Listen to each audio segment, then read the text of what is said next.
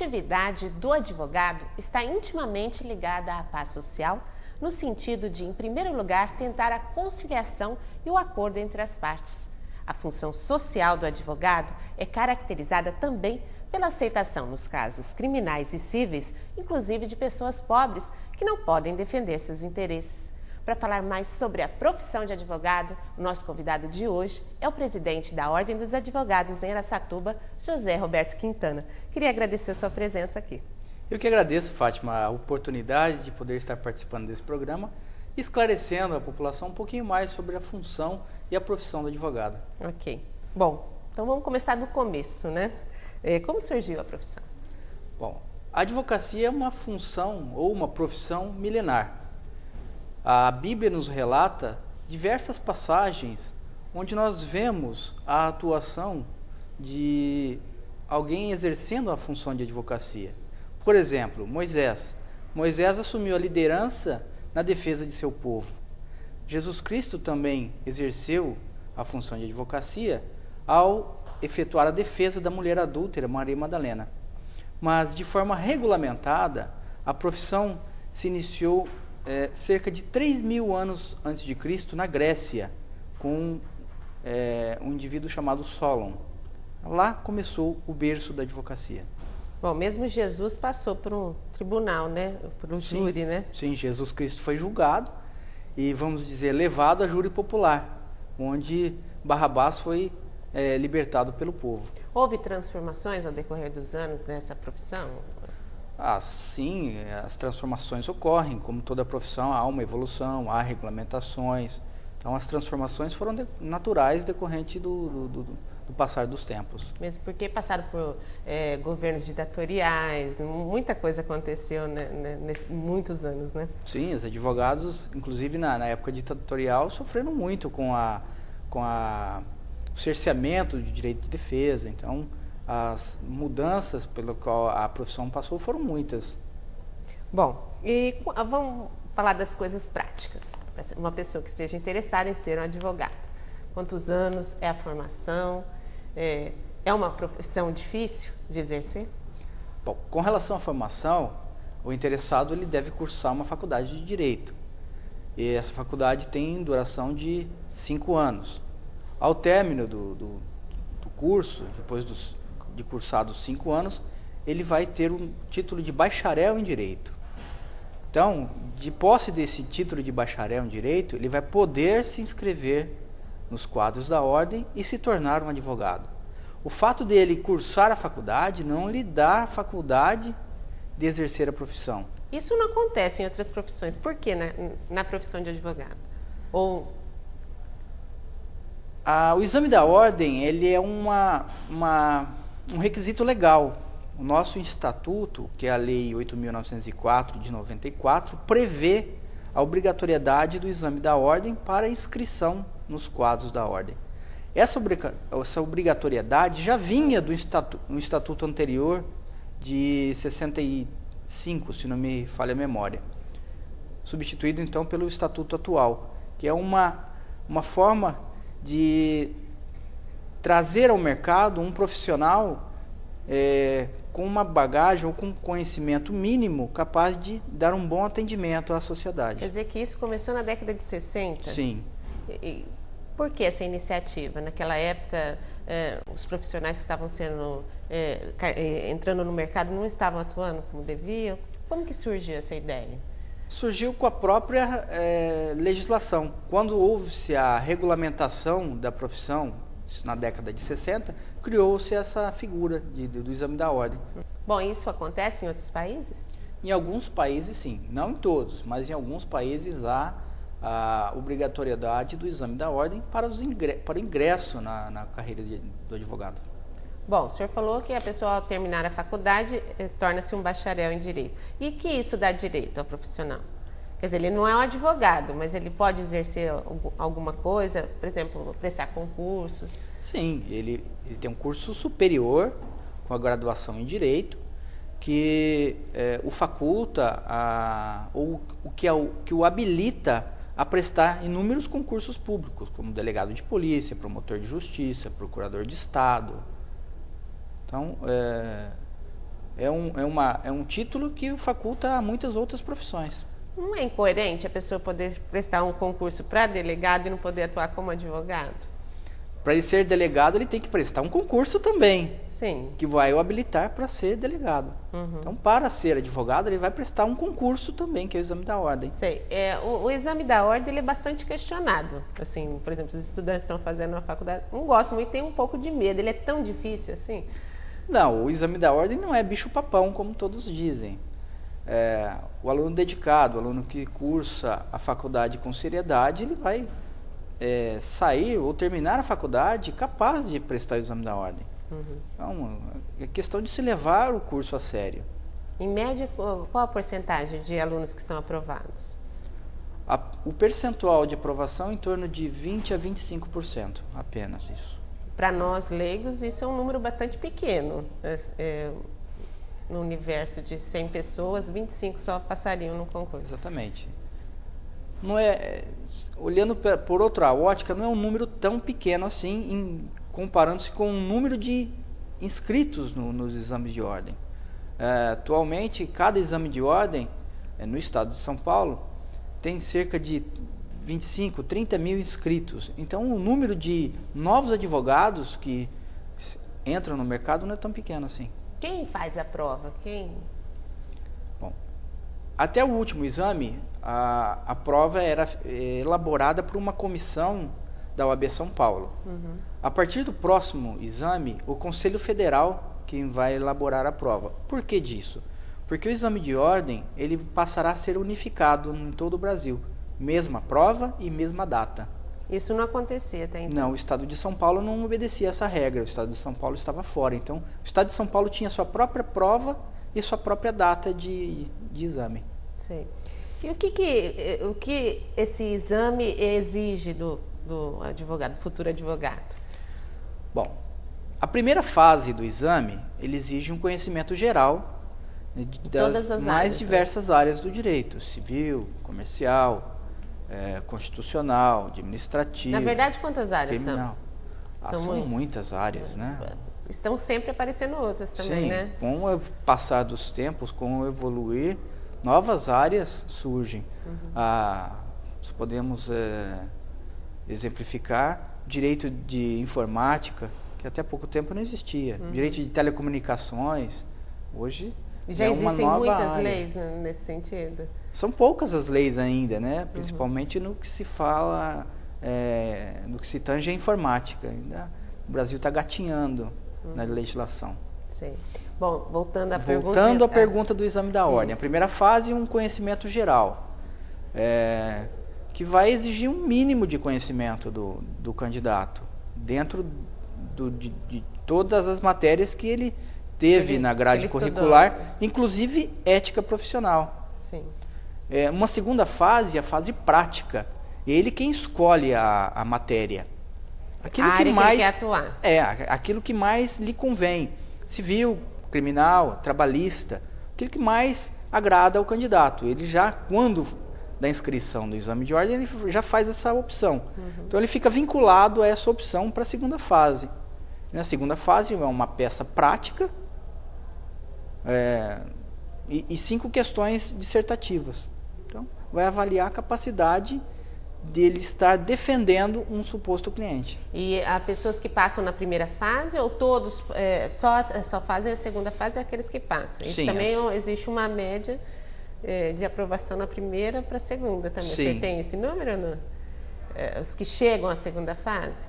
Segunda fase em torno de 45, 50%. E aí, na segunda fase, acaba se aprovando 20%, 25% do total dos inscritos. Sim. Bom, o senhor falou também sobre a ética que é exigido na prova. Vamos falar um pouquinho disso. O que é a ética de um advogado? Bom, a ética é uma regulamentação legal no sentido de que o profissional tenha um bom trato ou uma conduta no decorrer da sua profissão. Ela é instituída por um provimento do Conselho Federal chamado Estatuto né, o Código de Ética da Advocacia, onde ela relaciona uma gama de obrigações a que o advogado fica vinculado, como, por exemplo, a prestação de contas com seu cliente, o bom trato com o seu cliente, o bom trato com os demais profissionais, com magistrados, com promotores, o dever de lealdade para com seu cliente, né, o sigilo profissional, o fato o impedimento do advogado tratar-se diretamente com a parte adversa, sem antes passar pelo advogado da parte adversa, né? Então são obrigações a que o advogado fica vinculado. Bom, que tipo de sanções, né, se o profissional for contra uma dessas regras? Bom, o advogado que descumpre os preceitos éticos, ele está sujeito a um processo disciplinar. Esse processo disciplinar, ele tramita no Tribunal de Ética da Ordem. A Ordem hoje possui 22 turmas de Tribunal de Ética no estado de São Paulo. Só aqui? Só no estado de São Paulo, que julgam, então, esses profissionais que infringiram o Código de Ética, o Estatuto, né, da Advocacia. E as sanções são quais? As sanções são diversas, desde uma simples advertência, num caso de menor gravidade, até uma exclusão, né, chegando até a exclusão do advogado. O mais comum são as suspensões, que podem variar de 30 a 90 dias. Bom, e para um advogado chegar a ser excluído do quadro, vamos dizer assim? A infração tem que ser grave, né? Qual seria essa? A infração mais grave é a não prestação de contas com o seu cliente. Aquele advogado que recebe um determinado numerário e não presta contas, se esquece de pagar o cliente, se apropria indevidamente do numerário recebido. Sim. E não presta contas com seus clientes. Isso é extremamente grave. Sem dúvida, extremamente grave. Bom, voltando um pouquinho à questão do exame da ordem, esse exame foi criado porque há muitos advogados no mercado? Eu quero que o senhor me responda depois do intervalo. A gente volta já já. Continue ligado.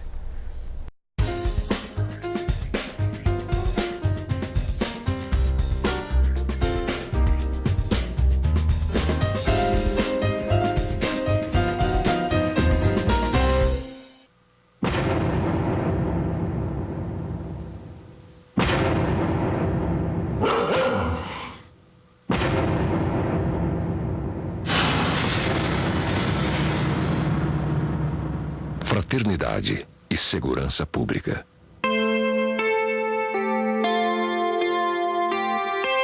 A paz é fruto da justiça. Campanha da Fraternidade, CNBB. Grande liquidação de neurônios. Aproveite! Comprando agora os nossos produtos, você se transformará num imbecil fumado, ou um idiota cheirado, ou mesmo um débil mental picado. Mande todo o seu dinheiro agora, depois o do seu pai, da sua mãe e de quem mais você conseguir. Não tem dinheiro para drogas? Que vergonha! Nós aceitamos toca-fitas, relógios, tênis. Use drogas. Você só não será um jumento perfeito, porque ninguém é perfeito. Seja burro. Use drogas.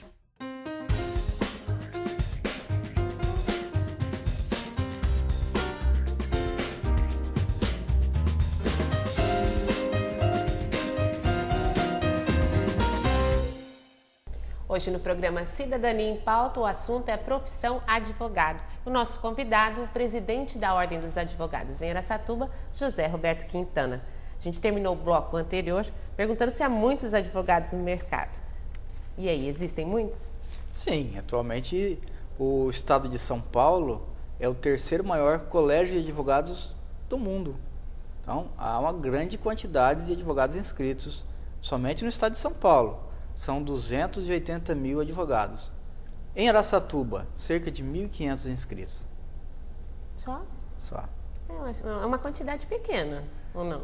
Não, é uma quantidade considerável, levando-se em consideração um número populacional. Bom, existe trabalho para tanto advogado?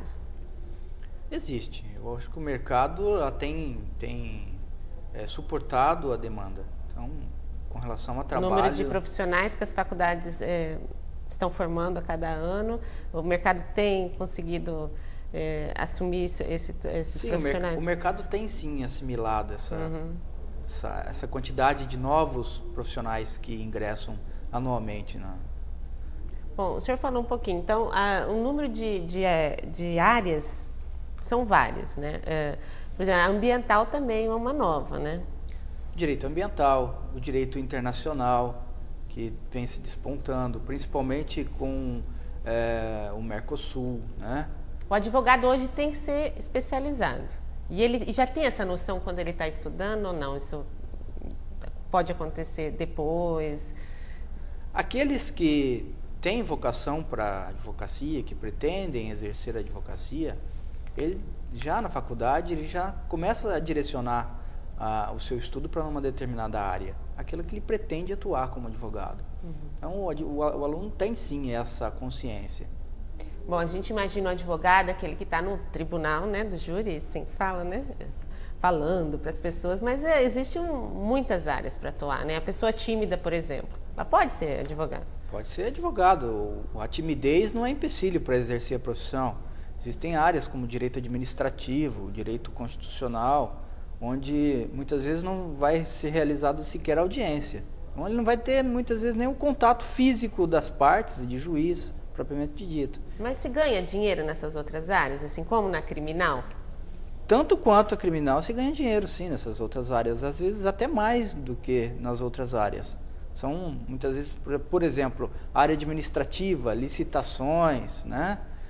Questões que envolvam direito tributário.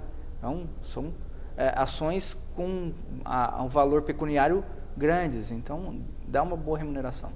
Bom, então a profissão de advogado é ainda vantajosa? Entendo-se que sim. A advocacia é uma profissão que tem despertou e tem despertado cada vez mais interesse dos alunos, por ser uma profissão que proporciona àqueles que ingressam no mercado muitas oportunidades. Né? O direito possui uma gama de área de atuação muito grande.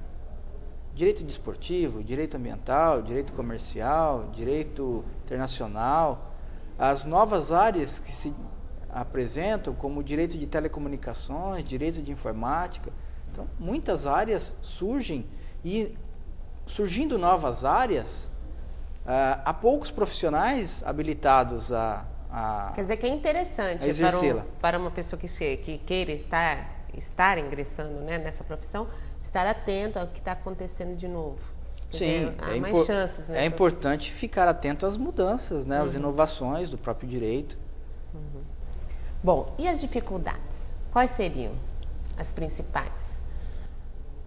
As dificuldades da advocacia, nós podemos dizer que elas se restringem ao início da carreira.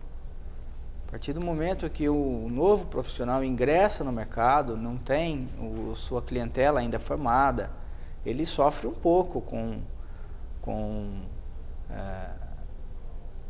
as agruras, né, de não ter aí um mercado aberto para si, né, não ter uma conquista de muitos clientes. Então, ele vai começar uma profissão com poucos clientes. Então, isso demanda um certo tempo. Então, as dificuldades, eu vejo que se limitam ao início da carreira do advogado. Hoje as pessoas estão procurando assim abrir o seu escritório ou elas estão procurando emprego, um concurso? O que o senhor acha que as pessoas estão procurando mais, os jovens? Concurso, aqueles que se predispõem a isso. Aquele que se predispõe a ser advogado, que quer ser advogado, que tem a vocação para isso, ele vai montar seu escritório e vai em busca do mercado. Agora, aquela figura do advogado que abria seu escritório e ficava lá o dia todo sentado esperando o cliente, isso não existe mais. Não, hoje o advogado tem que fazer o quê? Ele tem que sair em busca da sua clientela, tem que oferecer seu serviço, tem que anunciar: eu sou advogado, tenho especialização em esta ou aquela área. E a ordem ajuda o profissional nesse sentido? Nós temos na ordem diversas comissões, inclusive a comissão do jovem advogado.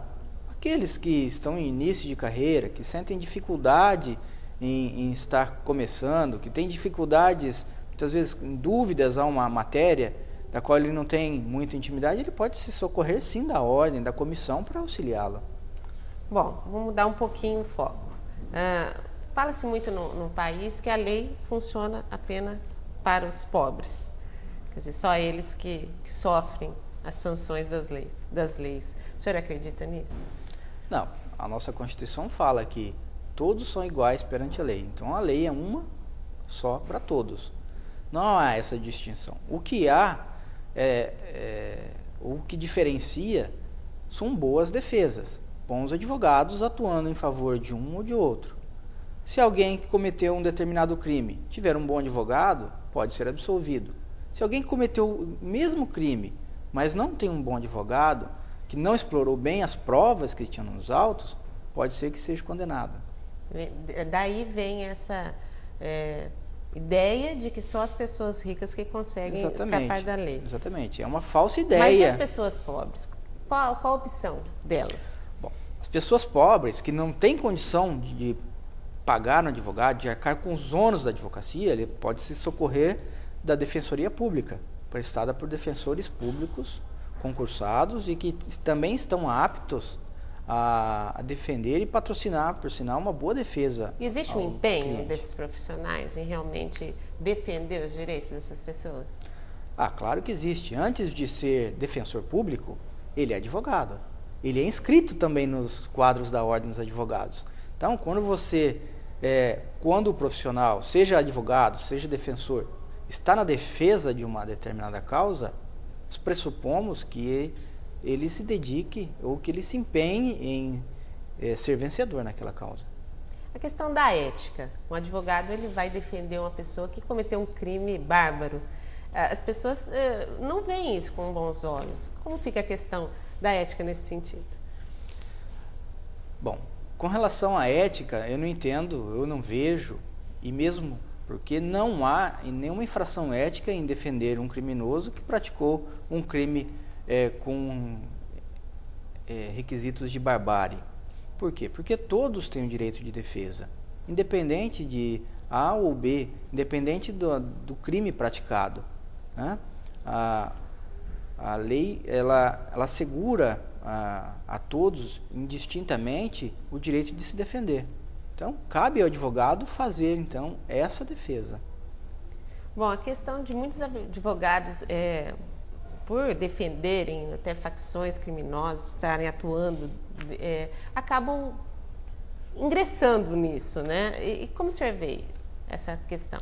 É uma questão muito delicada e esses maus profissionais que passam para o outro lado não podem sequer ser chamados de advogados, mas sim de criminosos.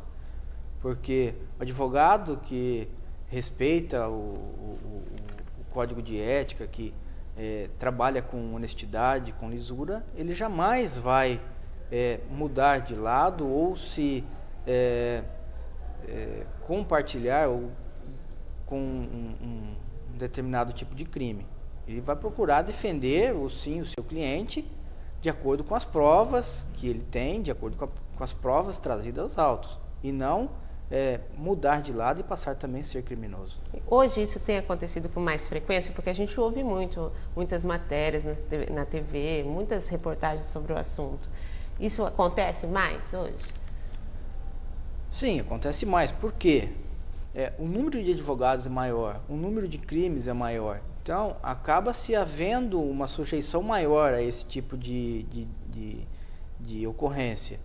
No entanto, as infrações éticas nós podemos reputar como um pequeno número diante do grande número de advogados que nós temos inscritos. Por exemplo, o percentual de advogados que praticam ou que cometem infração ética é apenas 2%. Então, dentro de 280 mil advogados, apenas 2% são maus advogados. Uhum. Infelizmente, o mal acaba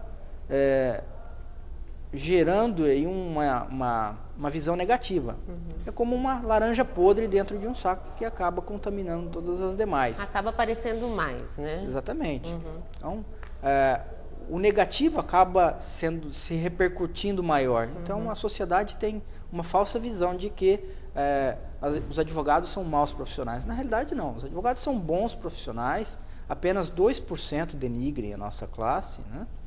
Então, e a ordem, a instituição Ordem dos Advogados do Brasil, em pesquisa recente da revista Veja, ela foi considerada a instituição de maior confiabilidade no país.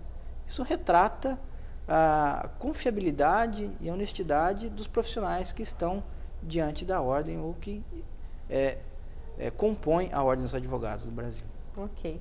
A questão, assim, que as pessoas entendam um pouco, a questão da lealdade do advogado. Ele conhece a pessoa que está sendo julgada, que cometeu o crime, sabe do crime e ele vai defender. Isso, às vezes, é complicado na cabeça das pessoas para entender. Eu sei que você cometeu, tentar que as pessoas, que a justiça aceite ou que não veja que isso aconteceu. Como que fica isso? Muitas vezes as pessoas pensam, a função do advogado é mentir, né? Uhum.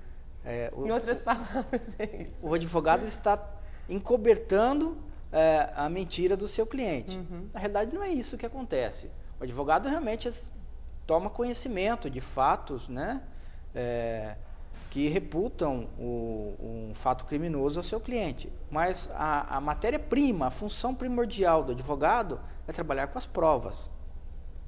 Se o indivíduo confessou que ele cometeu um determinado crime, mas as provas nos autos não indicam para esse sentido, ou não há prova suficiente para incriminá-lo, e aí que o advogado vai explorar a falta de provas, onde tentar minimizar o máximo poderá possível. até absolver o indivíduo ante a inexistência de provas concretas para incriminá-lo. Bom, daí que surgiu a tal expressão advogado do diabo? Não. A expressão advogado do diabo, ela surgiu em 1587 na Igreja Católica. Por que isso? Porque quando o candidato à canonização era levado ao Papa, ele nomeava o promotor da fé que iria defender essa canonização.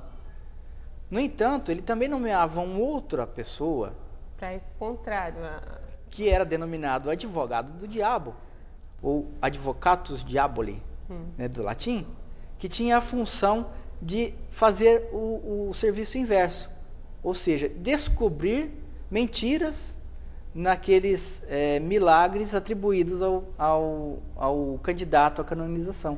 Aí surgiu, então, o advogado do diabo, que tinha a função de descobrir as mentiras do futuro santo. Né? E essa função foi abolida pelo Papa João Paulo II em 1983. Bom, nosso tempo terminou. Eu queria saber, assim, se a Ordem tem algum trabalho social, se as pessoas podem entrar em contato com se tem essa preocupação com o lado social. Sim, a Ordem trabalha também com a cidadania, com a questão social, efetuando diversas campanhas de proteção à mulher, proteção contra a violência doméstica, proteção contra o menor, campanhas do agasalho, campanhas do brinquedo. Então, nós estamos chegando no frio agora. Se alguém quiser doar algum agasalho, pode-se levar à casa do advogado, atrás do Fórum Rua Venceslau Braz, número 5, que será muito bem aceito. Eu agradeço a sua presença mais uma vez. Eu que agradeço, Fátima. Nosso programa termina aqui. Eu espero você no próximo. Até lá.